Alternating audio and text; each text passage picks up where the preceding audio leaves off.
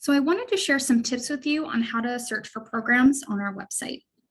One of the first ways you can consider program options if you click on our Getting Started tab, find a program, and using our major advising pages. With these guides, they are organized with strong course options by major and minor in these areas. So let's say you're interested in psychology. If you click on the psychology guide and scroll down, there will be information you might find helpful, including your advisor's contact information, as well as courses and strong options by region and country.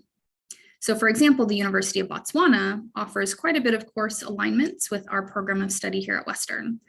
And let's say you're interested in finding all the different locations where you could take abnormal psychology. You can actually type in Central F on the form, type in abnormal, for example, and it will feature all the different regions and programs that offer this specific course.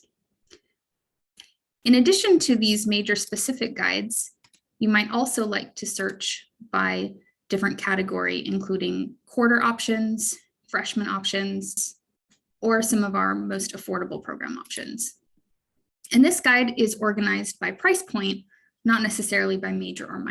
Hopefully this helps you navigate our website and find program options that work for you.